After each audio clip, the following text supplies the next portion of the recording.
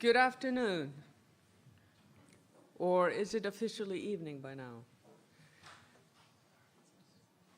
My name is Ellen Mortensen, and I'm the academic director of the Holberg Prize.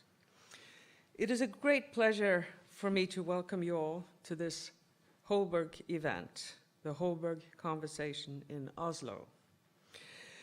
Let me welcome in particular this year's Holberg Laureate, Professor Onora O'Neill, who received the prize yesterday in the University Aula in Bergen in a very nice ceremony. I'll just give you a little information about the Holberg Prize before I start introducing the people who would converse today. The Holberg Prize was established by the Norwegian Parliament in 2003. The prize is administered by the University of Bergen on behalf of the Norwegian Ministry of Education and Research. The University of Bergen has appointed a board for the Holberg Prize. Every year, the Holberg Prize awards two prizes, the main Holberg Prize and the Niels Klim Prize, both within the academic fields of the arts and humanities, social sciences, law, and theology. The prizes are intended to raise the status of the field covered by the prizes and to increase society's awareness of the importance of research in these fields. In addition, we award a Holberg School Prize, a competition involving 12 secondary schools in Norway and hundreds of students.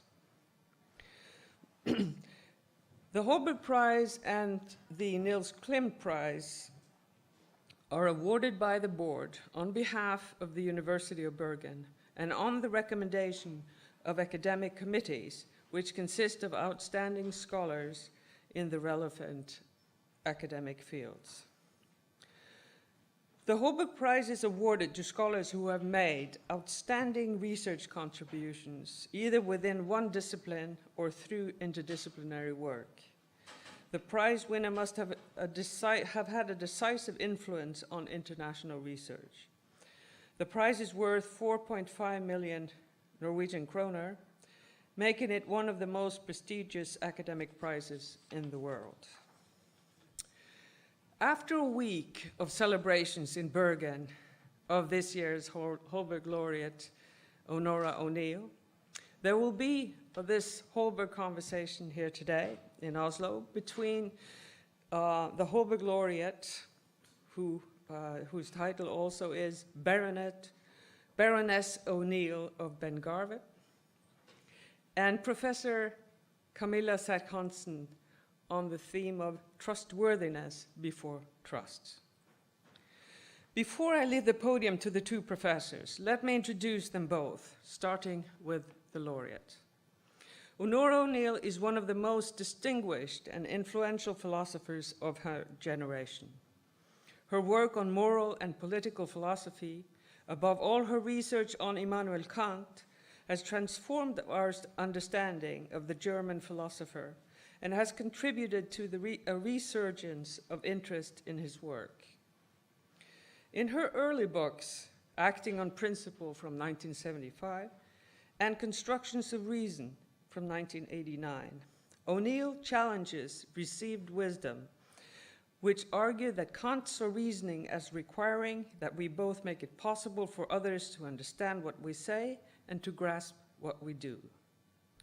She has also demonstrated in works such as Faces of Hunger from 1986 and Bounds of Justice from 2000, how philosophy may provide vital insights into some of the most pressing immoral issues of our time. And she has challenged the understanding of the nature of our obligations in an unequal world. To quote the committee's citation, quote, while rigorously arguing for a world of porous boundaries and a more dispersed and even distribution of power, O'Neill showed how doctrines of right and notions of obligation require us to pay attention not just to the needs of strangers, but to the structural conditions of oppression that mark the lives of so many people in the world. In an exemplary way, O'Neill has shown, through her academic work and her public service, how philosophy can become relevant to civic and political life. Professor O'Neill has published 12 books, and in addition to her philosophic scholarship, she has written on a host of subjects, ranging from bioethics, human rights, end-of-life care, to the question of trust and trustworthiness in public life, which we'll pursue today. Onora O'Neill was born in Northern Ireland in 1941 and educated in Germany, Britain, and the United States. She studied philosophy at the University of Oxford under the tutorship of Elizabeth Anscombe and Philippa Foot, and she later pursued her doctoral degree in philosophy at Harvard University under the supervision of John Rawls. After teaching for a few years at Barnard College, Columbia University, New York, O'Neill returned to the UK in 1978, when she took up a lectureship in philosophy at the University of Essex, where she also became professor in 1987. In 1992, she was appointed principal of Newnham College at the University of Cambridge, where she is today honorary professor of philosophy emeritus. O'Neill was made a life peer in the House of Lords in 1999, and she has served on countless policy committees and public advisory boards, including the Nuffield Council on Bioethics and the Human Advisory Commission, as well as the Human Genetics Advisory Commission, which she also chaired. In addition, she has served on the Equality and Human Rights Commission, which she also chaired. She is now a member of the Banking Standard Board, tasked with improving banking culture and accountability in the UK.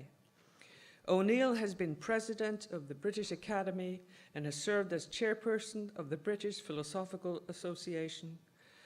She is currently a foreign member of the Royal Irish Academy, of the Austrian Academy of Sciences, of the American Academy of Arts and Sciences, and the Norwegian Academy. She was made honorary fellow of the Royal Society in 2007. Professor O'Neill has been awarded over 20 honorary degrees from universities in the UK and in Europe.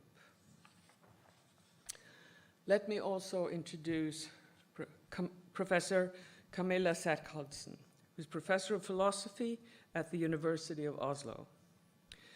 She received her PhD at the University of California, San Diego in 1996, with a thesis on Kant's concept of apperception under the supervision of Henry E. Allison. Her main area of research is still in the history of philosophy, especially from 1600 to 1800, and Kant in particular. Her more recent research is in the fields of military ethics and conceptual engineering.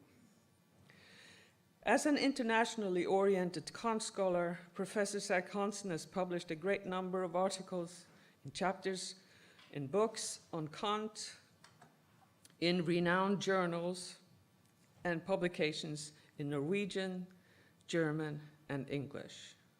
Together with Herman Cappelen and Øystein Lindeboe, she is co-leader of the project Conceptual Engineering, funded through Summit 2020 by the Norwegian Research Council and Concept Lab. She is also president of the Norwegian Kant Society and co-editor of Archiv für Geschichte der Philosophie. In 2015-16, she was group leader for the research project Disclosing the Fabric of Reality, the Possibility of Metaphysics in the Age of Science, also funded by the Center for Advanced Studies. Professor Serck-Hanssen is currently vice president of the Norwegian Academy of Science and Letters, and she has served on a number of boards at the University of Oslo as head of department and dean of research.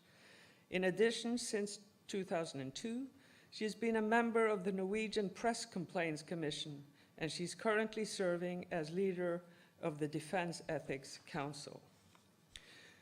Camilla Serck-Hanssen will be conducting today's dialogue with Onora O'Neill. I therefore pass the word on to you, Camilla, to start your conversation with the Holberg Laureate Onora O'Neill, Baroness of Bengarve.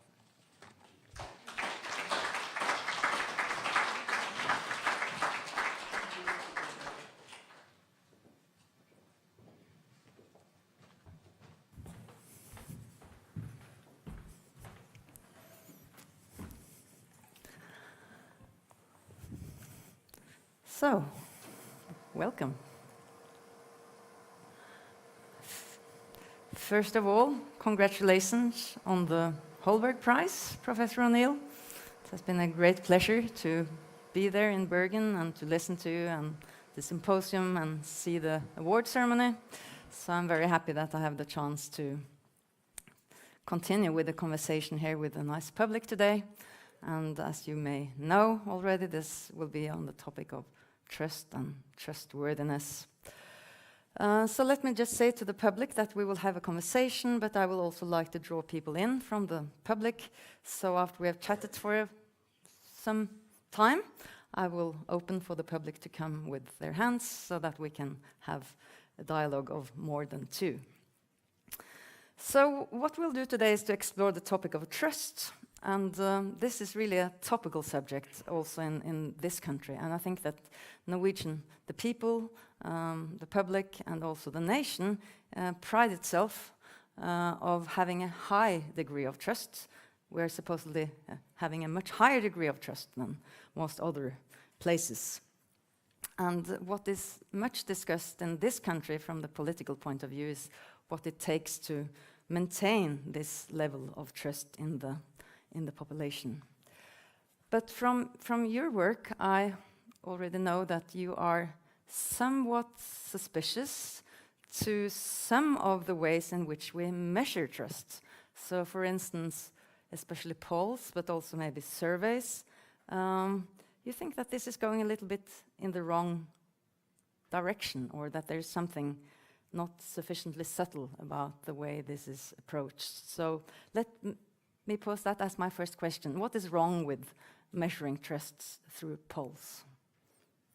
Well, polls certainly give you evidence, and I think what they give you evidence of is generic attitudes. So, the pollster comes and asks you, how much do you trust doctors, politicians, school teachers? And on a scale of 1 to 5, and people say what they think. Now, we have very considerable evidence that those replies do not actually reflect a judgment of cases. Often people don't know anything about all politicians or all school teachers. They reflect an attitude, and that's perfectly useful if what you need is evidence of an attitude. But when I think we really have a practical question about whom to trust for what purpose, we don't just go by having some attitude. We try to look at the evidence, we try to make a judgment. The point, I suppose, is simply this. Attitudes can float free of evidence, even of the best evidence a person has, whereas judgment can't float free of evidence. Okay, so there is something wrong in your view with respect to the lack of grounding for the trust polls, or the way they are very useful for some purposes, but the purposes are not those of trusting people. For example, if I want to buy a new kettle, I did recently, I looked at the consumer reports. Now, the consumer reports about kettles do not give me generic attitudes towards different sorts of kettles. I would be amazed if somebody had generic attitudes. What they give you is some evidence from people who've had the experience of using this make of kettle or that make of kettle, and then you can use that. But it is, frankly, an expert opinion, crowdsourced, rather than a generic attitude. The other example where polls are extremely useful is when you want to run a campaign. Suppose you're marketing, and suppose you discover that people in a certain area will never trust your brand. Well, you won't spend money trying to persuade them to buy your brand. So polling evidence is useful, but it isn't particularly useful for the purpose of placing trust or refusing trust, at least if you want to do it intelligently. and we do want that, don't we? I hope so. So but what might be a bit confusing to people, or even to me, is that you also seem to be critical of the ways in which the kind of measures that are taken to ensure that we do place trust in this more intelligent way. So, for instance, you have been worried about the tendencies towards demanding more accountability, the tendencies that we want more transparency, and so I guess people could say, okay, so trust is not enough, but she doesn't want accountability or transparency either. So what should we do? Good question.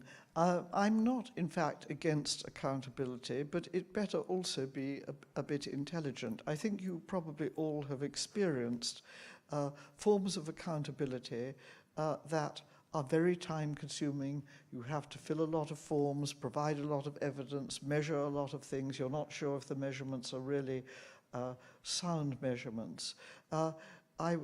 I was once chairing a little inquiry into the safety of maternity services in England and Wales. They are good, but not as good as in Norway. And one of the midwives said, giving evidence, "You see, the trouble is it takes longer to do the paperwork than to deliver the baby." And I'm afraid that contemporary forms of accountability are sometimes excessive and don't actually add to the genuine evidence.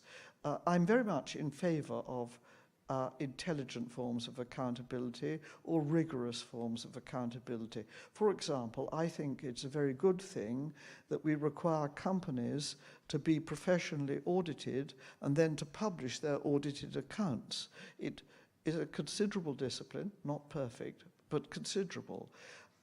But there are other forms of accountability which have proliferated in the last 30 years, I think basically because now that we all have IT systems, we can do this, which I think aren't really worth the time they consume. So accountability, yes, but please, intelligent accountability.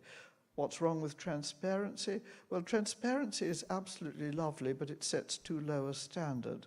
That is to say, transparency is achieved by putting stuff in the public domain, and then people may or may not find it, may or may not understand it, may or may not be able to assess it. If you want intelligent accountability, I think rather than mere transparency, we'd be better to go for something more rigorous. That sounds very interesting. I just wonder, I mean, we're now going to move to the topic of trustworthiness. We haven't used that word yet, and I will move there very soon. But I was just thinking that it seems to be tempting, at least, to think of trust as a kind of default attitude, a kind of default mode. So if I were to, if I go into a room, I open the door, I simply trust that there is a floor. So I don't start watching before I put my legs into the other room. And it seems to me that the same you could say about trust when it comes to trusting people's assertions, for instance, that if I were to look for evidence that the person spoke truthfully, trustworthy, then all sorts of communication and action would actually stop very fast. That's true. I'm sure you're right that the default attitude is to trust, but it is a default, so that I assume, for example, that the oncoming bus driver is not going to accelerate and run me over. He's perhaps going quite slowly, and I think it's quite safe, and I cross the road. So our default attitude is correctly, in ordinary everyday situations, to assume that things will go on in the routine, normal, understandable way. And then we, as it were, step out of our default attitude into something more inquiring, more critical, when we begin to see that the evidence doesn't quite hang together. Mm. So it's when it breaks down, so to speak. I think so. But surely what is difficult for us is that if we lived entirely in familiar everyday situations, we could rely on the default almost everywhere. But we also face many complex institutional situations, say with the banking, or perhaps in medical practice, or perhaps in conducting a correspondence with someone who contacts you by email, where you begin to think, no, the default is not quite enough here. I'm just going to test whether this is a genuine communication. The email one must be familiar to all of you, and I recently amused myself by looking at an email and thinking, I'm pretty certain that's a scam, and no, it wasn't. I guess one other challenge is that we tend to trust people, so to speak, by default, those who are similar to ourselves, or similar to our kin and family and ethnic background, people maybe our own gender. And when we trust people, it can very often be reciprocated. So we get the evidence we want. We trust only the people that are of a certain type. They reciprocate, they trust us. So we get the confirmation all the time that these are the people we indeed should go on trusting, while the person who's coming from some other place talks a funny language, speaks some kind of dialect, or looks different from us. We don't even give them a chance. So how should we get across this kind of prejudgmental way of thinking? I think when we say we tend to trust people like ourselves, we're imagining again that these problems all arise in the local and familiar and everyday contexts, whereas I think many of them are not like that. And even in the local and familiar contexts, there is a very large literature which talks about the degree to which trust is given on a basis of deference, for example, to people who we think are different to ourselves. So it used to be the case, and perhaps in Norway it still is, that people thought the banks are highly trustworthy. Actually, statistically, most banks remain highly trustworthy. But after the scandals of 2008 and subsequently, on the whole, people don't think automatically, I trust banks. Banks are very complicated. They do not understand how they work. There are very well-known films and books on what happened in 2008. Some of you will have been to see The Big Short.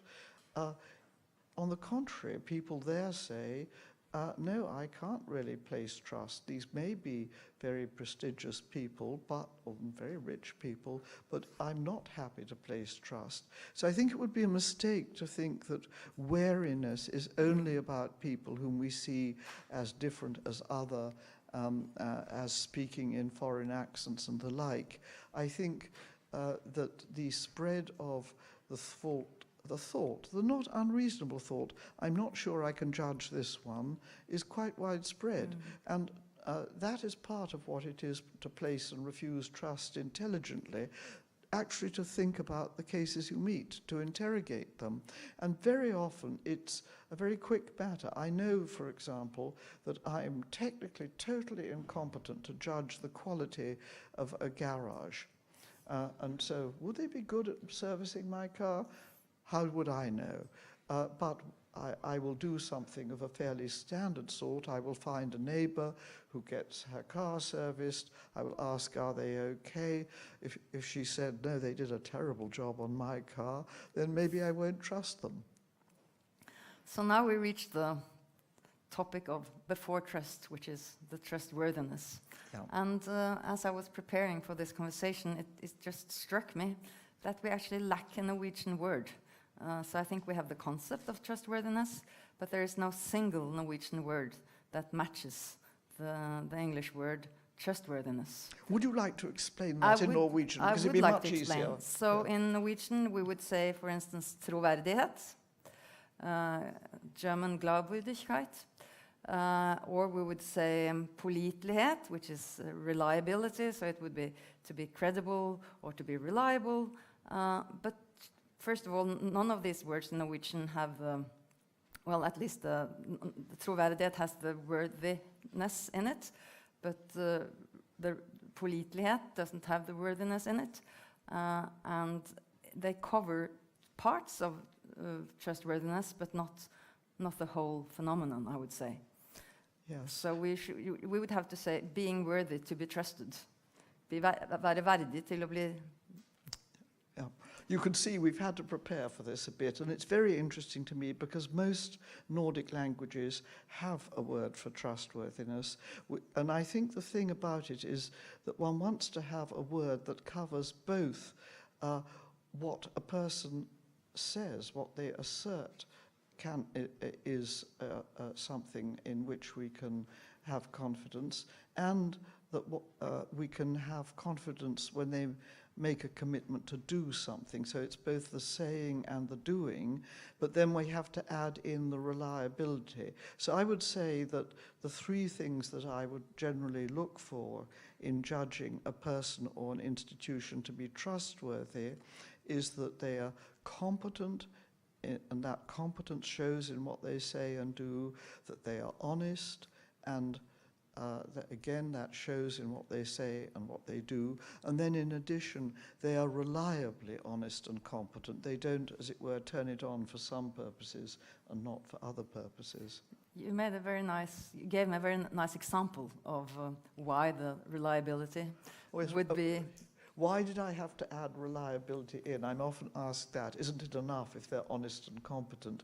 Well, I have a dear friend who's completely honest and highly competent at many things, but he's the sort of person whom you wouldn't actually trust to remember to post a letter. He's not very reliable. So I decided that if we're going to talk about trustworthiness, we have to talk about honesty, competence, and reliability, all three. That seems right. I can see him for me putting it in his pocket and forgetting about it. Precisely. And 2 weeks later. 2 weeks later, Yes. when, Yeah. and if it was a bill, for instance, an Yeah. invoice, you would be in trouble. Okay, what I was thinking is that two things here. So when we move to trustworthiness, we are looking for grounds, you might want to say, grounds for trusting. So not simply as a matter of fact, trusting for maybe not good reasons, or, as you say, doing it in a not so intelligent way. But are we to understand your point here to be a normative point? I mean, is what you're trying to make us see what or who we ought to trust, rather than describing the phenomenon of who we actually trust? Yeah, I think that's right, because whatever we're going to say about trust, we're going to recognize that there is such a thing as misplaced trust. Think of the very well-known American financier, Mr. Madoff. He made off with lots of people's money. It would not be a good idea to place trust or more trust in the Mr. Madoffs of this world. We want to discriminate. We want to be intelligent in placing and refusing trust.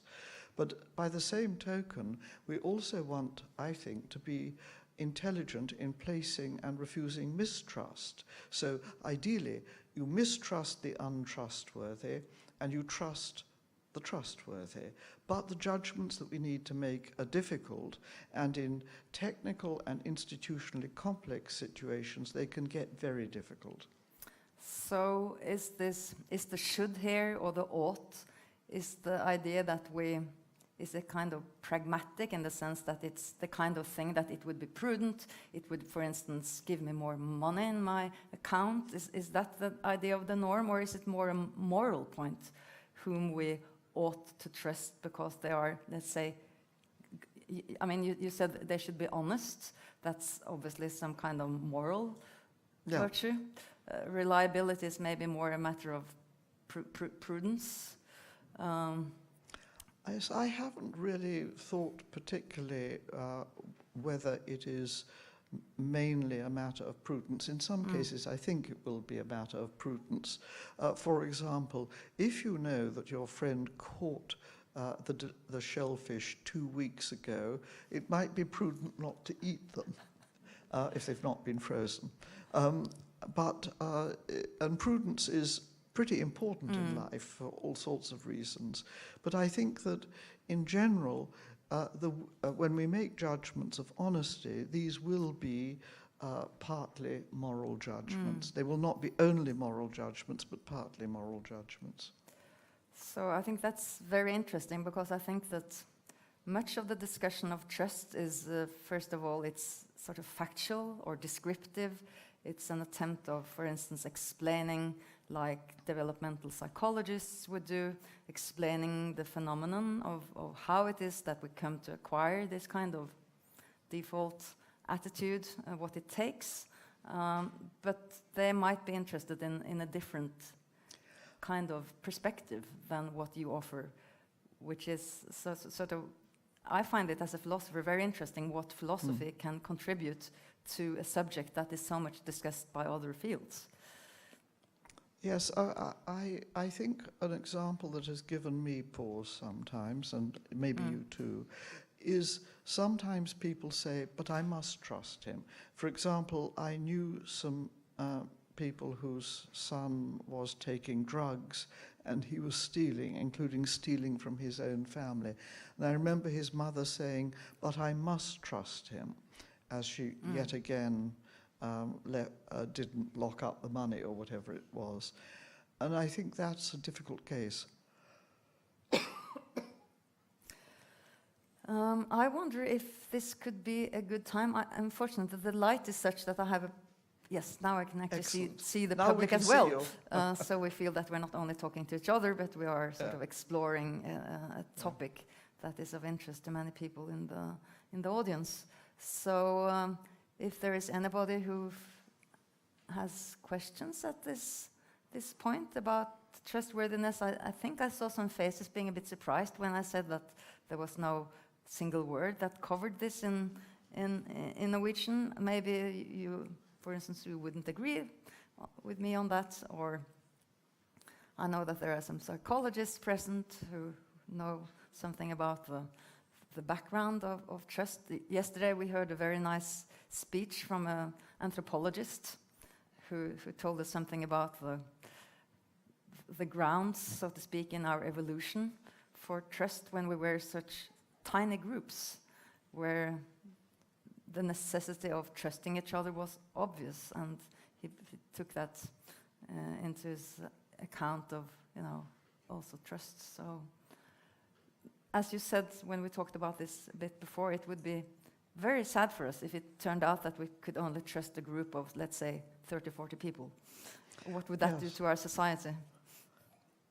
Well, I think the anthropologists allow us to go up to 150 in the early human communities.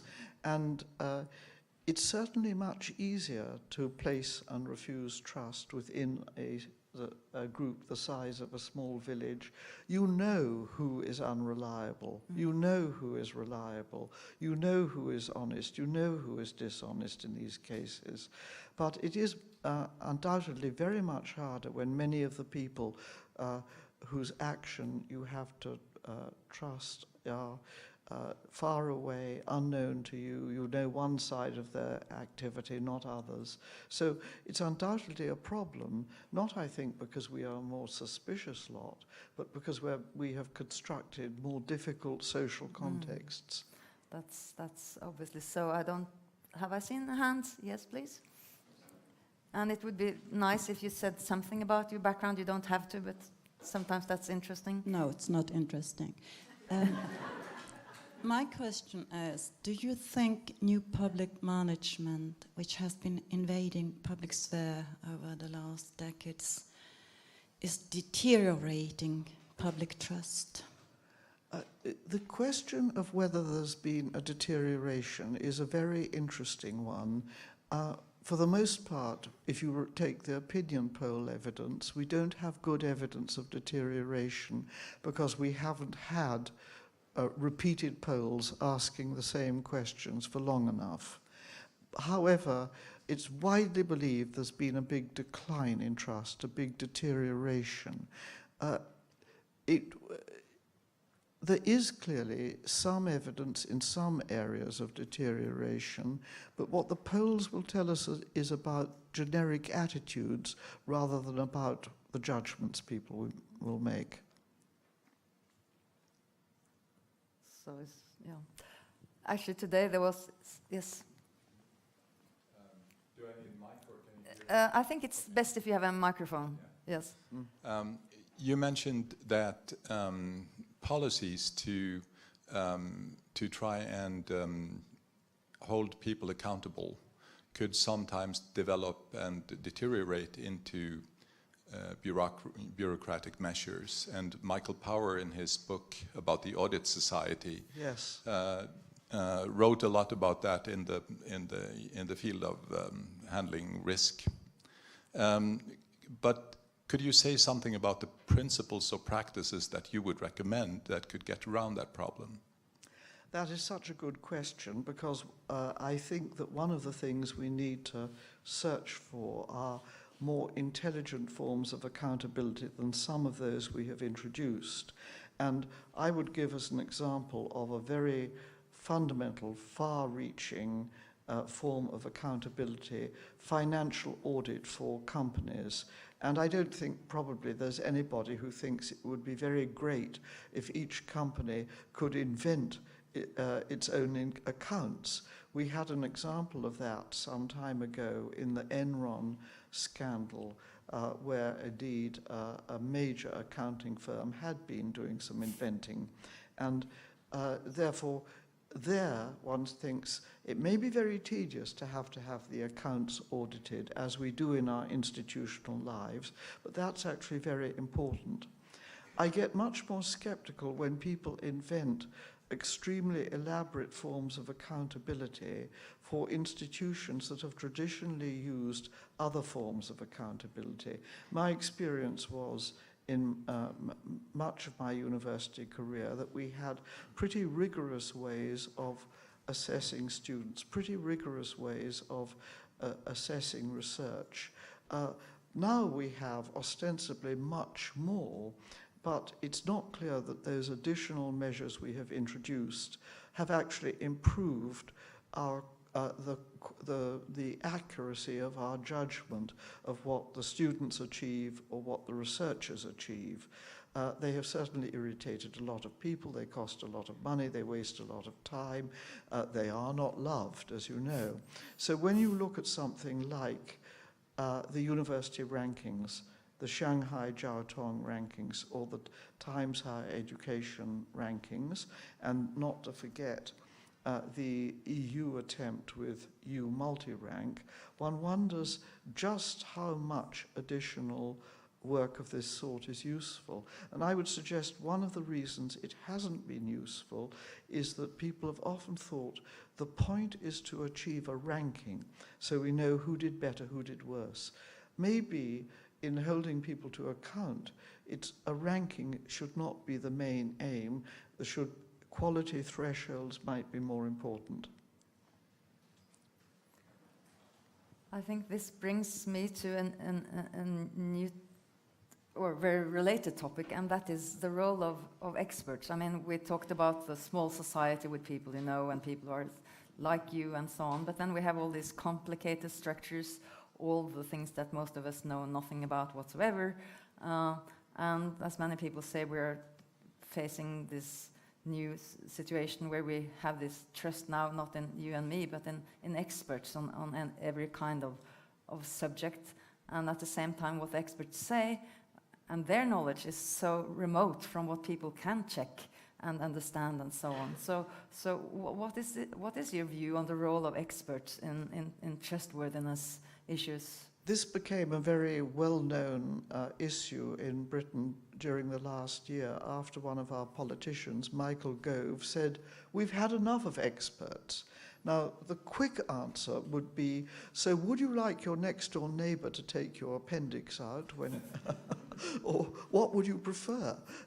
And I think the idea that we can dispense with experts across the board is really a non-starter. Now, Gove subsequently, several months later, after he had lost his office and was no longer a minister, said He had meant to say, we've had enough of economists, which was a somewhat different proposition. And I would say that in the Brexit campaign in Britain, one of the great mistakes in communication made by the pro-leave side was to speak a lot about economic models and their implications. Well, if you understand all the assumptions on which an economic model is based, then it may be very interesting and fruitful to think about what the implications are under various scenarios, but it certainly is not a good form of public communication. So there, I think, one of our challenges is that if we, not merely do we need intelligent forms of accountability, we have to find intelligible ways of communicating them. And of course, this is widely acknowledged in institutional life, that you need to communicate with the public or with the customers. But on the other hand, sometimes the gap between the evidence and the dumbed-down communication for us, the members of the public, is a bit large. That really is the case. And I mean, on the other side of the coin, you have the kind of skeptics, the expert skeptics or the science skeptics who would say that, oh, you know, these experts, they change their mind and they are not in agreement and it's just one opinion, and why is their opinion more to be trusted? Why is that more trustworthy than any other, the man in the street and his opinion? We have seen a lot of this, of course, in the climate debate, and people are trading on this kind of uncertainty in science and uncertainty among the experts, and I can understand that people get bewildered. One day they read that carrots is very healthy, and the next day they read that they mustn't eat carrots. Well, I'm sure one can't have too many carrots, but all the same, you're right. And one of the things that I think we should do much more about is explaining to one another that what makes scientific evidence special is not that it is always irrefutably certain, but that it has been reached by reputable methods and that it is open to check and challenge. I mean, isn't it funny that we all know that there has been scientific advance, huge scientific advance in the last century? That meant that what the scientists of 1930 believed is no longer perhaps what we believe. Terrific. That's just what we should expect to happen. And yet people say, oh, there was a scientist. He said this. It turned out to be wrong.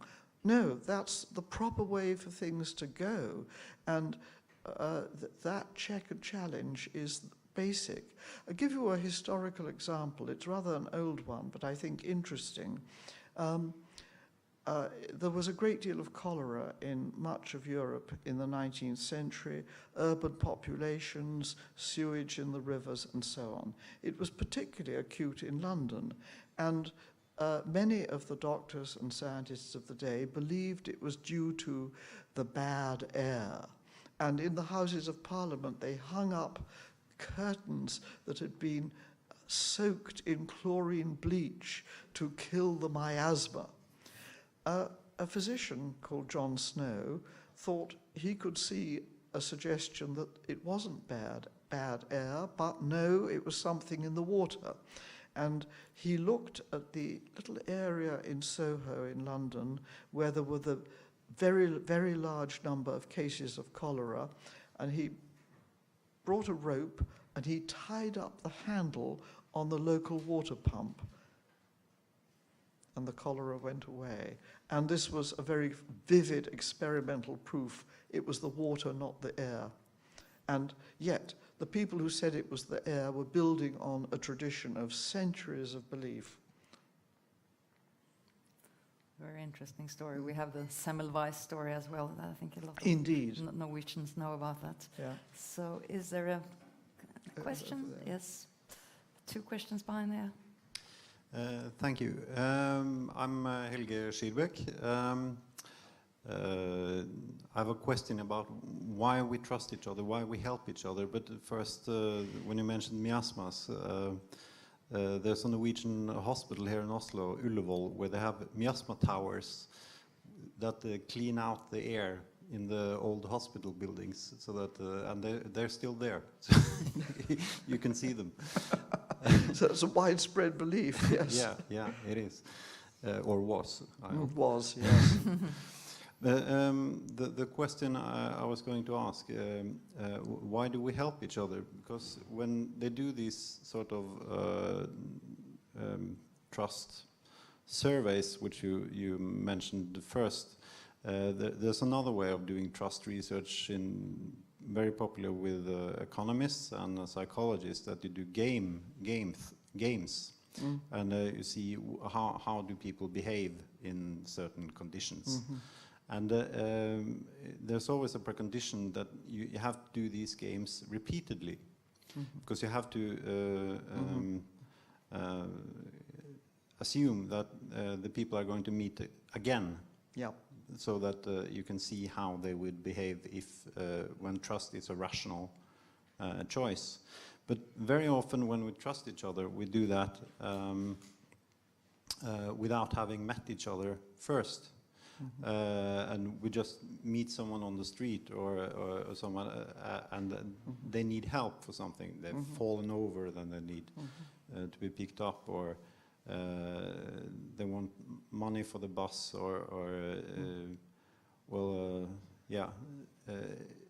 well, the recent terror attacks in London, you mentioned the bus, and the bus can be very dangerous.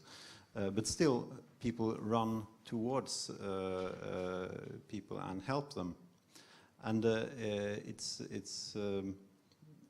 well, how should I say? It's very rational from a biological point of view, so that our species survive. But is it rational from a more social scientific point of view? Because these are people you're not going to meet again. So why do we trust people we're not going to meet again? I mean, I'm tempted to suggest that the problem may lie in some of the models of rational choice that have become dominant in some quarters, particularly within some bits of economics. Because if you assume that we are maximize utility, that utility is a function of preferences, then of course only if you have repeated games, repeated encounters, are you going to think it's worth my while trusting him, and otherwise I wouldn't trust him. But as you also observe, this is not the way, in fact, that human beings behave. So what I think you've produced is a rather nice piece of evidence that models of rational choice are not adequate, that sort of model of rational choice. So there was another question at the back. Thank you. My name is Dag Hareide. I'm wondering if sometimes the lack of trust is not so much a matter of trustworthiness as discontent. Yeah. Peter Englund, he was the secretary of, what is it called? The Aderton, gave out the Nobel Prize in Literature. He described, he actually went through the whole European history, I shall not do that, and described the basic emotion for different periods. And he asked, what's the basic emotion for this period? And it's discontent. It's maybe part of capitalism, because if you're going to buy more things, you have to dislike the things you have today, you know? So you have to develop a discontent. And it's obviously part of the hard news media. For example, Dagsrevyen in Norway is always 8 of 10 things is always conflict, catastrophe, or something negative. But at the same time, you have these areas of discontent in political life, different places. But people are content in Norway if you ask them how their life is. So it's interesting, there's different spheres. And I think if this guy said we have too many experts, it might be a part of this discontent, this basic feeling that has developed in which is a kind of way of expressing yourself in official life somehow, you know. And I wonder if that is maybe a key problem today to keep the kind of trust that we need in our society, and then how to distinguish between this discontent and the necessary criticism that we need in the society. Yes, pervasive discontent is obviously very prevalent, for at least for some people in some situations, and of course it is possible to generate more discontent by pointing out how bad things are and how many people are untrustworthy and so on. So that I believe we can get sort of spirals of worry and discontent where people think that things are extremely bad. One of the things, going back to the previous question and economics, we have tended to encourage people to think that there should be continually rising prosperity. So if there isn't, something's gone very wrong, and I feel cheated, and I should have been getting a better situation, and I'm not getting a better situation. So there are many things that can foment discontent. And I've sometimes been interested when I've been in countries with, if you like, a non-democratic government and a controlled media, how much they paint the rosy side of life, how much they encourage citizens to think, you know, every day in every way things are getting better and better. And we don't tend to do that in democracies, but something that may be significant for us is that we have, first of all, in European democracies, on the whole, had a decade in which prosperity has not been growing, or not growing as fast as people began to think was the natural order. But I do not think that it can be the natural order. I mean, it is, as you know, a big claim of many researchers that there are limits to growth. So one of the things you've drawn our attention to is the way in which we contrive to focus on and concentrate the ways in which people are discontent. And yet, sometimes if you ask someone, well, if things are so bad, would you sooner X? Suggesting something that would be quite possible for them, they say, of course not. So it's quite difficult to know what lies behind the grumbling, which is certainly a very big feature of life. No, I think this is a very, very interesting topic. We have approximately 5 more minutes. There is another question, and after that I think I will try to wrap it up. No, I think you will get the microphone. Thanks. My name is Alejandra Mancilla, and I come from Chile, and it's been very interesting to hear this well, I'm working here in Oslo now at the university, but it's very interesting to have been hearing this conversation and what you've been saying about trust being the default attitude, because I think in many ways I come from a place where untrust is the default attitude, and where trustworthiness is supererogatory, and where people who trust others are looked down on as stupid, and the ones who are respected are those who really know how to cheat on the rest. And somehow we survive and we manage to get along.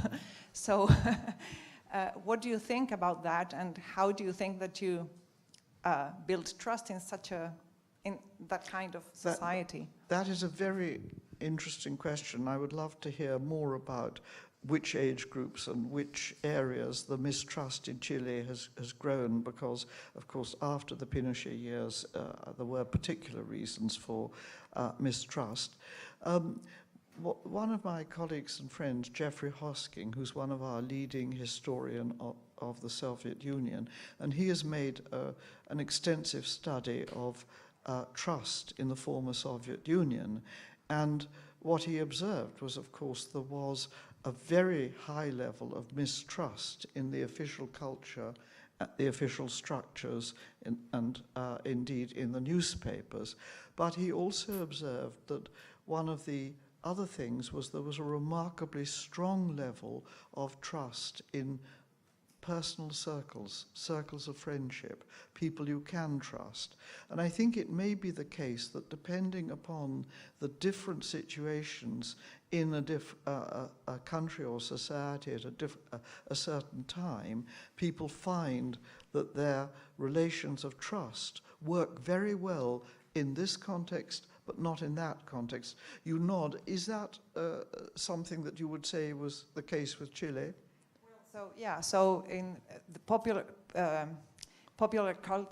groups, popular classes are in a way very distrustful of everyone. So, but I guess what you're saying is right. So there are these small groups that can trust each other, and there are some institutions, but not anymore. So institutions have been crumbling down. So there was a lot of trust in the police, for example, and now big scandals and lots of corruption. So trust is declining, and yeah, mistrust is. Thank you for mentioning corruption. Nobody yet has mentioned corruption. I think we have to acknowledge how very much corruption there is in the world, and how extremely difficult it is to deal with it. Whether you're thinking China or you're thinking Nigeria, we, particularly in Northwest Europe, are pretty privileged. Of course we have our pockets of corruption, but we ought, when we think about trust and mistrust, to remember that enormous numbers of people live with a public sphere that is not trustworthy, that they do not trust, they keep their mouths shut, they trust their friends, they don't try to trust others. Heavy cost. Well, I think our public has brought up a number of very interesting points. I'm afraid we have to wrap up. We have to end in a couple of minutes, so sorry about that. But I would just like to mention, to get back to the expertise problem, and I think your view would be that the judgment on trustworthiness cannot be outsourced. So would I be right to think that you would say that in a way it's a duty for all of us to measure trustworthiness, or to have a critical and aspire at what you call an intelligent placing of trust, and that in the end we cannot just leave the judgment to anybody else or the experts? Although we can help one another a great deal by what we provide in the way of usable and intelligible evidence.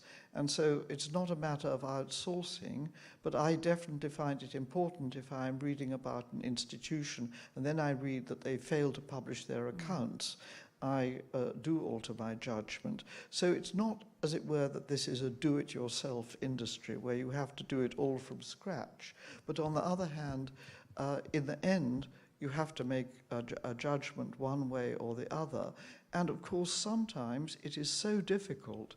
And I have heard, and I'm sure all of you have heard, many conversations in which people express their hesitation about some institution or some person, and it is real hesitation. They can't work out whether they are trustworthy in this respect.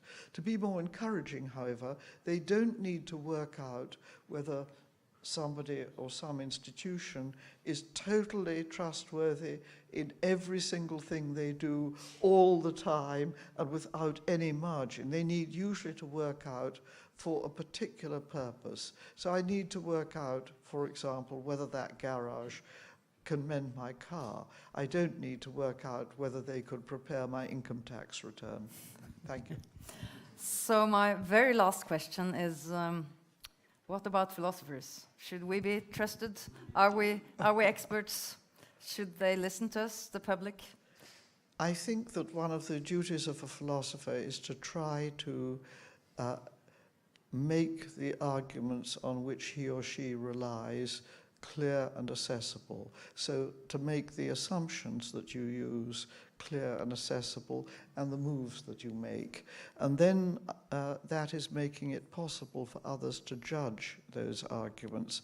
I'm myself rather, shall I say, impatient with those philosophical positions which have a lot of high-sounding rhetoric, but where I can't follow the step-by-step plain stuff. And I think in reading philosophy, I look for interpretations that are going to be convincing, sustainable, and economical in their assumptions. It's not different from placing trust in other areas of life, but one's focused on different things.